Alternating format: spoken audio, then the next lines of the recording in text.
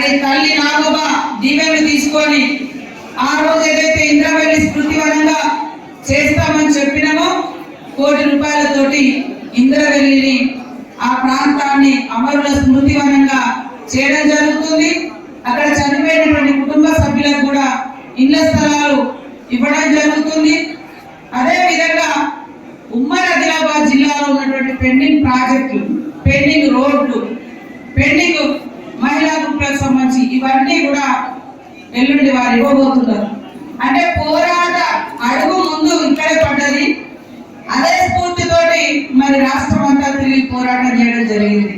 అధికారానికి వచ్చిన తర్వాత కూడా మరి అడవుల జిల్లా, ఎన్నుకబడ్డ జిల్లా, ఆదివాసులు, గిరిజనులు, దళితులు, బహుజనులు, మైనార్టీలు పేదరికంలో ఉన్నటువంటి ఈ ఉమ్మడి జిల్లా నుంచే అభివృద్ధిని కూడా ఒక ఉద్యమం లాగా, ఒక పోరాట స్ఫూర్తితోటి అదే గ్రామాల్లోకి మంచినీళ్ళు లేవు, వందలాది గ్రామాల్లో అంగన్వాడీ సెంటర్స్ లేవు, రోడ్డు సౌకర్యం లేదు, కరెంట్ సౌకర్యం లేదు. ఇలాంటి ప్రాంతాన్ని ఆనాడు రాజశేఖర రెడ్డి గారు స్వర్గీయ వారు కూడా అభివృద్ధి పదంలో తీసుకొచ్చే ప్రయత్నంలో పేదరికాన్ని రూపుమాపాలని, పేదరికం పోవాలంటే 2 పంటలకు నీళ్ళు ఇవ్వాలని, ప్రత్యేకంగా ఇరిగేషన్ డెవలప్ చేయాలని కొన్ని ప్రాజెక్టులు, ఇప్పుడు కొమరంభీం ప్రాజెక్టు కానీ ఇతర ప్రాజెక్టులను కానీ ప్రారంభిస్తే మరి ప్రాణహిత చేవలను కూడా ఈ జిల్లాకు రాకుండా కేవలం కేసీఆర్ వారి యొక్క ప్రాంతాలకు నీళ్ళు వచ్చే విధంగా తరలించి ఉమ్మడి ఆదిలాబాద్ జిల్లా ప్రాంతం అంతా కూడా ఇవాళ ఈ రకమైనటువంటి ఇబ్బందుల్లోకి కారణం కూడా ఈ 10 సంవత్సరాల టీఆర్ఎస్ పాలనలో తీసుకున్నటువంటి నిర్లక్ష్యపు విధానాలు, ఆదిలాబాద్ జిల్లా మీద నిర్లక్ష్యపు విధానాలు. ఎందుకంటే చూస్తున్నాం ఇక్కడ వాళ్ళ ఎమ్మెల్యేలు, అదే విధంగా గవర్నమెంట్ ప్రోగ్రామ్స్ ఉండడం, దాంతో రాత్రి మేము వచ్చేసరికి 2 అయింది గుంటూరు. మరి హడావుడిగా మిమ్మల్ని అందరినీ ఇక్కడికి పిలవాలని చెప్తే ఆయా నియోజకవర్గాల్లో ఉన్నటువంటి ఇన్ఛార్జీలందరూ కూడా మీకు ఇన్ఫర్మేషన్ ఇచ్చి ఈ మీటింగ్ ఏర్పాటు చేయడం జరిగింది. పొద్దున్నే మరి కేశలాపురం వెళ్ళి నాగోబా తల్లికి మొక్కులు చెల్లించుకొని అక్కడి నుంచి ఇంద్రవెల్లి నుంచి మళ్ళీ ఆదిలాబాద్ నుంచి ఇచ్చోడ బోత్కి వెళ్ళి అక్కడి నుంచి మళ్ళీ మీ దగ్గరకు వచ్చాం. ఇట్లా తిరుగుతూనే ఉన్నాం. ఇక్కడ మీరు కూడా చాలా దూర ప్రాంతాల నుంచి ఇక్కడికి వచ్చారు.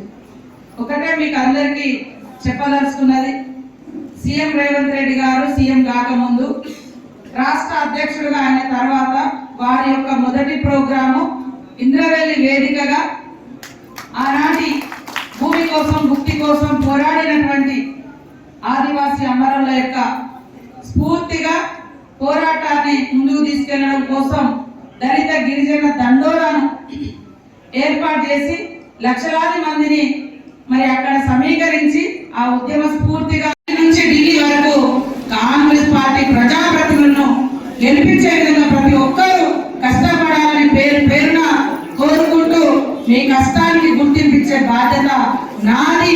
అక్కడ సీఎం రేవంత్ రెడ్డి గారిని, ఇక్కడ స్టేట్ ఉన్నటువంటి నాయకులు కూడా ఎలాంటి భేషజాలు పోకుండా ఎవరు కష్టపడతారో వాళ్ళని ప్రోత్సహిస్తే మనల్ని కూడా మన నాయకత్వం, పై నాయకత్వం ప్రోత్సహిస్తారు.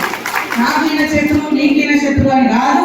పార్టీ కోసం కష్టపడే వాళ్ళందరూ కూడా మనకు మిత్రులే. మనమేమో 1-2 తప్పులు మాట్లాడితే మనల్ని ఎవరైనా విమర్శించుండొచ్చు. అంత మాత్రాన వాళ్ళ వ్యక్తిత్వాన్ని, ఆ మనిషి మొత్తం ఖరాబ్ అయిపోవడానికి కాకుండా ప్రతి పర్సన్ లో ఒక్కొక్క వ్యక్తిలో కొన్ని పాజిటివ్ ఉంటాయి, కొన్ని నెగిటివ్ ఉంటాయి. పాజిటివ్ ఎక్కువ ఉన్నప్పుడు, మంచి లక్షణాలు ఎక్కువ ఉన్నప్పుడు ప్రోత్సహిస్తారు. చెడు ఉంటే సరి చేద్దాం. మరి మనిషి అంతా చెడిపోయిగా పనికిరానప్పుడు కొద్దిగా పక్కకు పెడు. ఇది నా పాలసీ. మీరు అందరూ కూడా దయచేసి కష్టపడండి. ఎల్లుండి మీటింగ్ కు అశేషంగా తరలి రావాలని మరి మా ఎమ్మెల్యే, నా పక్కా నియోజకవర్గ ఎమ్మెల్యే ఘన సత్యనారాయణరావు గారు భూపాలపల్లి వారు ఇక్కడ ఇన్ఛార్జ్ గా వస్తారు. ఇవాళ నైట్ వస్తారు. రేపు కూడా అన్ని గ్రామాలలో తిరిగి మరి మీ యొక్క ఏ ఊళ్ళో ఎంతమంది వస్తున్నారు అని వెహికల్ ఏం పెట్టుకున్నారు అవన్నీ కూడా వారు కూడా సమీక్షిస్తారని మీకు తెలియజేస్తూ అందరికీ నమస్కారాలు తెలియజేస్తూ జై కాంగ్రెస్. కట్టేది 100 రోజుల పని, ఒక రైతు వేదిక కట్టేది 100 రోజుల పని, సీసీ రోడ్లు వేసేది 100 రోజుల పని, శ్మశాన వాటిక కూడా 100 రోజుల పని. అది ఎట్లా వచ్చింది?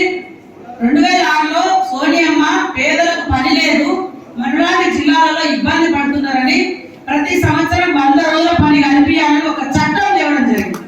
ఆ చట్టం ప్రకారమే ప్రతి సంవత్సరం ప్రతి ఊరికి, ప్రతి మండలానికి, ప్రతి జిల్లాకు నిధులు వస్తున్నాయి. అట్లనే మొన్న ఇక్కడికి నిధులు వచ్చినాయి. ఆ నిధులు ఈ రోజు గ్రామాలకు వస్తున్నాయి.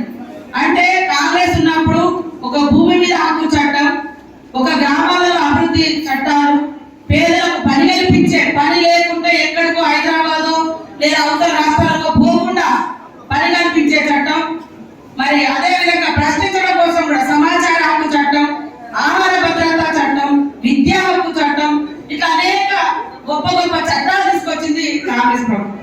మరి ఈ రోజు ఏమన్నా అక్కడ బీజేపీ కానీ ఇక్కడ బీఆర్ఎస్. కాబట్టి ఎంపీతో పాటు గ్రామ సర్పంచ్, ఎంపీటీసీలు, జెడ్పీటీసీ, జెడ్పీ చైర్మన్ అవన్నీ కూడా మీరు అవ్వడానికి అవకాశం ఉన్నటువంటి మరి ఎన్నికలు. మీరందరూ కష్టపడితేనే కష్టపడ్డ వాళ్ళ కష్టాన్ని చూసి గుర్తించి తప్పకుండా నేను దగ్గరుండి మీ అందరికీ బాధ్యతలు వచ్చే విధంగా, పదవులు వచ్చే విధంగా, గెలిపించే విధంగా బాధ్యత తీసుకుంటానని తెలియజేస్తా ఉన్నాను. మీరందరూ తక్కువ వచ్చినప్పుడు తక్కువ మందితోనే అవుతుంది మీటింగ్ అని. ఈ మీటింగ్ అయిపోయిన తర్వాత నెక్స్ట్ మనం పెట్టేది మరి పెద్ద ఎత్తున నియోజకవర్గాల వారిగా కూడా మీటింగ్స్ పెడతాం. రేపు జరగబోయేటువంటి ఎంపీ ఎన్నికలలో కూడా కాంగ్రెస్ పార్టీ అభ్యర్థిని గెలిపించుకుంటే అక్కడ కేంద్రంలో రాహుల్ గాంధీ గారు ప్రధానమంత్రి అయితే ఇక మనకి ఎదురే లేదు. ఇక్కడ రేవంత్ రెడ్డి గారు, అక్కడ రాహుల్ గాంధీ గారు. నాకైతే ఇద్దరు దగ్గర ఉన్నారు. కాబట్టి మనలాంటి ఎన్నుకున్నటువంటి నియోజకవర్గాలకు ఎక్కువ ఫండ్స్ తీసుకురావడానికి అవకాశం ఉంటుంది. మిమ్మల్ని అందరినీ మరి మీ ప్రజలు మెచ్చుకునే విధంగా, నా ప్రజలు, మీ ప్రజలు, మా ఊరు ప్రజలు, మీ ఊళ్ళో ప్రజలు మెచ్చుకునే విధంగా ఎక్కువ అభివృద్ధి కార్యక్రమం చేపట్టడం జరుగుతుంది. ఒక్కటి గుర్తు పెట్టుకోండి, ఇవాళ ఇందాక ఒక పెద్దమని చెప్పిండు, మాకప్పుడు భూములు ఇచ్చినా, పహానీలు ఇచ్చినా, నీళ్ళు ఇచ్చినా, పట్టాలు ఇచ్చినా కాంగ్రెస్ ఇచ్చింది, ఇందిరా మిల్లు ఇచ్చినా. అది వాస్తవం. ఇవాళ అటవీ హక్కుల చట్టం ఉంది కాబట్టి మనం పోడు భూముల కోసం కొట్లాడుతుంది, పట్టా కావాలని. అది తెచ్చింది కాంగ్రెస్ పార్టీ. ఇవాళ సీఎం రేవంత్ రెడ్డి గారి యొక్క సభను విజయవంతం చేసి మీరందరూ వారిని ఆశీర్వదించాల్సిందిగా మిమ్మల్ని అందరినీ కోరుకుంటూ, మరి మొన్ననే కొన్ని ఎన్ఆర్ఈజెస్ కానీ ఫండ్స్ ఇవ్వడం జరుగుతుంది. మీరందరూ కష్టపడండి. కష్టపడే లీడర్లు, సమస్యలున్న గ్రామాలు వెతకండి. అట్లాంటి సమస్యల పరిష్కారం కోసం మొన్న డాక్టర్ లేదంటే మరి వెంటనే మంత్రి గారితో చెప్పి సంబంధిత మంత్రి గారితో లేడీ డాక్టర్ని కూడా అలాట్ చేయడం జరిగింది. ఇక్కడ సిజేరియన్ సంబంధించి అసలు లేదంటే మరి అదే విధంగా ఇంకా సీఎం రేవంత్ రెడ్డి గారు కూడా స్పెషల్ డెవలప్మెంట్ ఫండ్ కింద ఎవ్రీ కాన్స్టిట్యున్సీకి 10 crores జీవో కూడా ఇవ్వడం జరిగింది.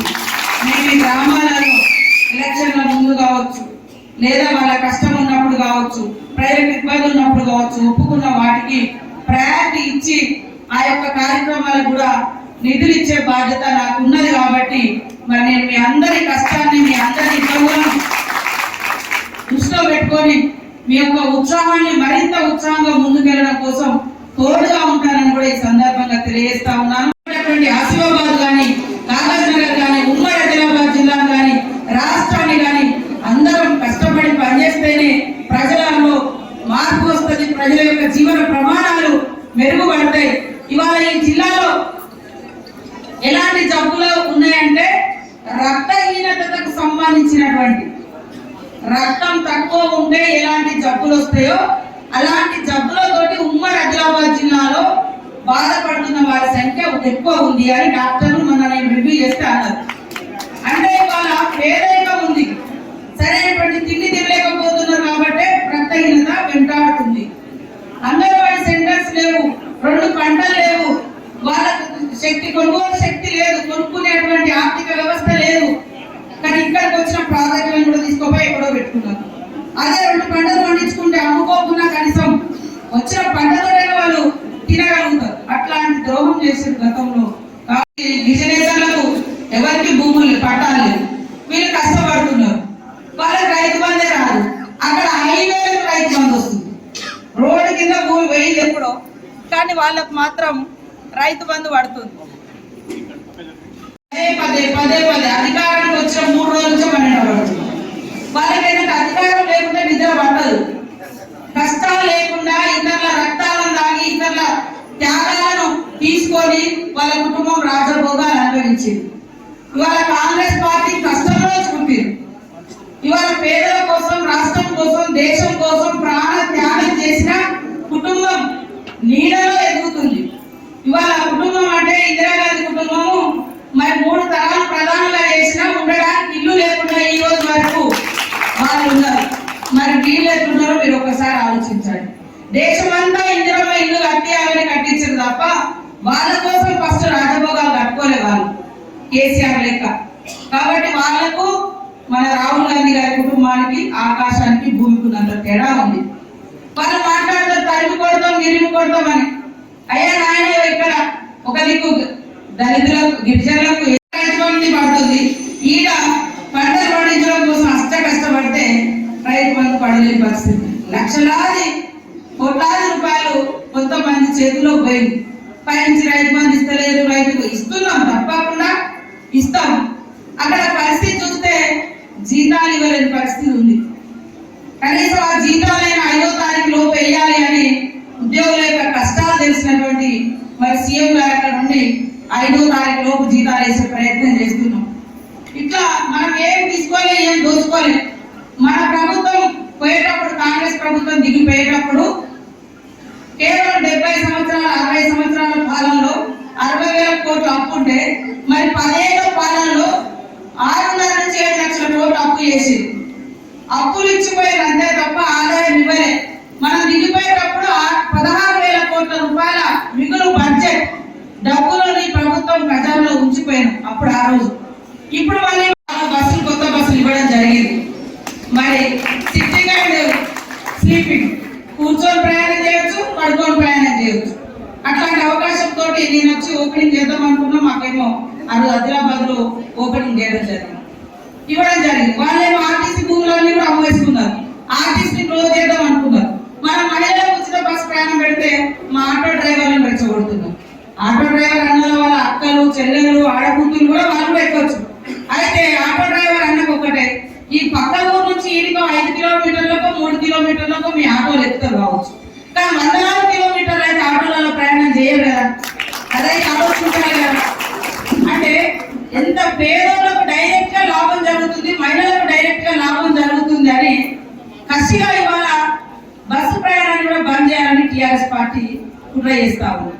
కాబట్టి మీరు అర్థం చేసుకుని రేపు వచ్చే దాంట్లో ఖచ్చితంగా 2,500 ప్రతి ఇంట్లో ఒక మహిళకు, అదే విధంగా 500 గ్యాస్ కనెక్షన్, 200 ఇంట్లో కరెంట్ ఒక్కొక్కటి అమలు చేస్తున్నాం. ఉద్యోగులు కానీ, నిరుద్యోగులు కానీ, నిరుద్యోగుల కోసం కూడా నోటిఫికేషన్ తొందరలోనే పడుతుంది. అదే విధంగా పాతయన్నీ కూడా ఇవాళ ఇవ్వడం జరుగుతుంది. నిన్న అంటున్నారు నర్సు పోస్ట్ మేము ఇచ్చినాక మీరు అడగాలంటే మారి రాష్ట్రం ఇచ్చిందే మేము, దేశం స్వతంత్రం తెచ్చిందే కాంగ్రెస్ పార్టీ, ప్రాజెక్టులు కట్టించి మిగులు బడ్జెట్ ఇచ్చి అన్ని ఇస్తే మీరు వచ్చి కూర్చొని ఏదో వాళ్ళ సొమ్మంతా దోసుకొని పోయినట్టుగా అధికారం పోగానే అసలు ఆగడం లేదు వాళ్ళ పాపం. అరే ఒకరి సొంత ప్రజాస్వామ్యంలో చక్రం, పరిపాలన అనేది చక్రం లాంటిది. ఈ రోజు మనం ఉండొచ్చు, ఇంకొకరు ఇంకో పార్టీ రావచ్చు. ఇది ఎవరి సొత్తు కాదు. ప్రజలకు నచ్చిన రోజు ఉంచుతారు, ప్రజలకు నచ్చినప్పుడు దించుతారు. రేపటి సభను ఎవరికి వాళ్ళు మనమే ఒక ఎమ్మెల్యే అనుకొని, మనమే ఇక్కడ స్టేజ్ మీద కూర్చున్నాం అనుకొని, మీరు మీ గ్రామాలలో పెద్ద ఎత్తున ప్రజలకి తెలియజేసి ఆ యొక్క కార్యక్రమానికి వచ్చి ఒక దీవెన లాగా రేవంత్ రెడ్డి గారికి మరి అడుగు, మీ అందరి సపోర్టు వారి భుజం తట్టి ముందుకు నడిపించే విధంగా ఈ అభివృద్ధి కార్యక్రమాలు ఉవ్వెత్తున నడిచే విధంగా మీ అందరి సహకారం ఉండాలని కూడా ఈ సందర్భంగా కోరుకుంటా ఉన్నాను. నేను ఈ జిల్లాకు రావడం జరిగింది. కాబట్టి ఇప్పుడు ఇచ్చినటువంటి మొదటి ప్రోగ్రాం కూడా సీఎం గారు ఆదిలాబాద్ జిల్లాకి ఇచ్చారు, ఉమ్మడి ఆదిలాబాద్ జిల్లాకి ఇచ్చారు. ఏమైనా సమస్యలుంటే నేను మీ ఆడబిడ్డలా ఉన్నా, మీరందరూ నాకు అక్క చెల్లెలు, అన్న తమ్ములు, మీ అందరి కష్ట సుఖాల్లో భాగం పంచుకునే బాధ్యత నాది. మీ కష్టం నాకు తెలుసు. నేను కూడా ఇట్లాంటి ప్రాంతంలోనే ఒకప్పుడు పనిచేసినా, ఇప్పుడు పనిచేస్తున్నా, రాజకీయంలో 20 నుంచి పనిచేస్తున్నా. ఈ ఫీల్డ్ నాకు కొత్త కాదు, కష్టం నాకు కొత్త కాదు. ఓడిపోయిన బాధ ఎట్లుంటే తెలుసు, టికెట్ రాను లేదా బాధ్యతలు ఇప్పుడు విశ్వప్రసాద్ లాంటి వాళ్ళు ఎన్ని రోజులైనా వాళ్ళు ఎమ్మెల్యేలు కాలేదు ఇక్కడ, ఇప్పుడైతే రిజర్వేషన్ లో ఎంపీ కాలేదు, ఏమైనా నామినేటెడ్. కాబట్టి ఇట్లాంటి వాళ్ళందరినీ ఆదుకోవడం చాలా కష్టం.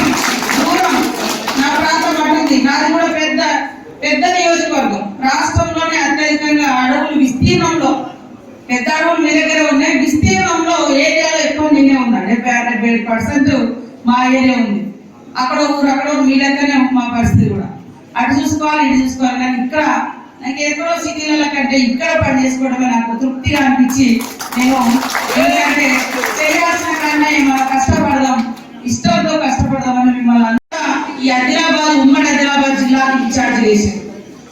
మన ఎంపీగా కూడా మరి ఆదిలాబాద్ జిల్లా ఎంపీ ఇన్ఛార్జ్ కూడా నాకు ఇవ్వడం జరిగింది. నాకు ఒక ఆప్షన్ కూడా ఉండే, ఈ జిల్లా ఏమన్నా మార్చుకుంటారా అని. కానీ సమస్యలు ఎక్కడున్నాయో, బాధలు ఎక్కడున్నాయో మనం అక్కడే ఉండాలి. నాకు కూడా మా పార్లమెంట్ అవకాశం ఉంది నేను పని చేసుకోవడానికి. అది కూడా ఎస్టీ ఏరియా, అక్కడ దాదాపు అందరూ మనమే గెలిచినాం. 7 నియోజకవర్గాల్లో ఒకటే జనరల్ ఎమ్మెల్యేలు, మొత్తం ఎస్టీ ఎమ్మెల్యేలు.